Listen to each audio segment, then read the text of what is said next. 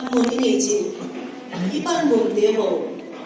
ako mo na ay sa patin ng mahigit, si sa patin, abe very kamba ibon doon ay iman, tuzo nga kung saan nila sa mga general assembly kung hindi nga epa po silong nga ahong lolin na ninatid may jam ngayon silong kahiin ibon sa wahipan kawal ibon tayo ahi ito kabel at silong kahiin at hindi insong video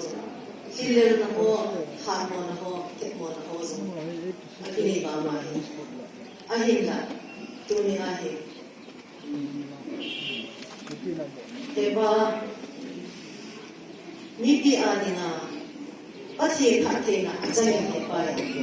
aman azi atza hamo atute zose ahin betuhin kham khama ama din tein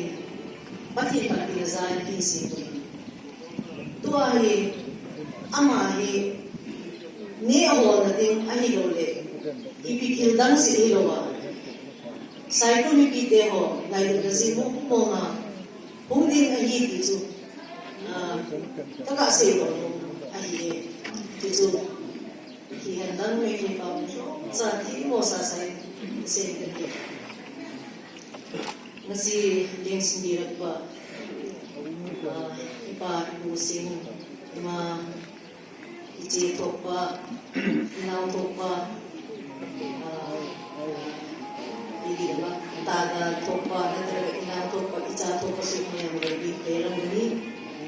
dahil sinbira pa kung may dimatagda haraw pa musiba imong talaga dito mundok jadi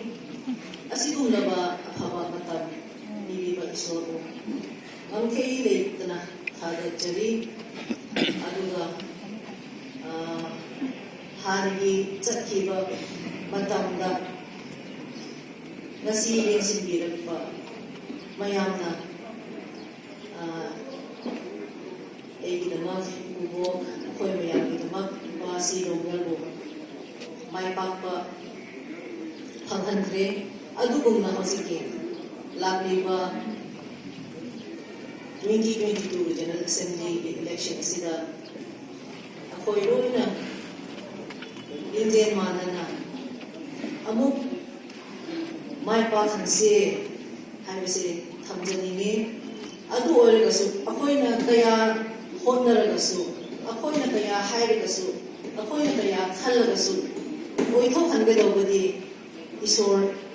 oi manina adu di maram na nasi ehang na may jam singing positive election asida akoy candidate su isor na lang singibo o sino aduga magi na koy election ni chief president aduga chairman ni aduga committee po na mag asige na magta part lo ba na mag isor na loya biba o sino hay sa koy di pamjat ni madu koy na nga magadi isor na soy na may pagpapili ni habisi koy ikajabani madu di damakta ehaka may samhamjali koy ipasal na katopi ko usuno sa may jamni koy may pagpapili may jambor pagpapili may jamni masih hamjali na kaya masih natin sa jamni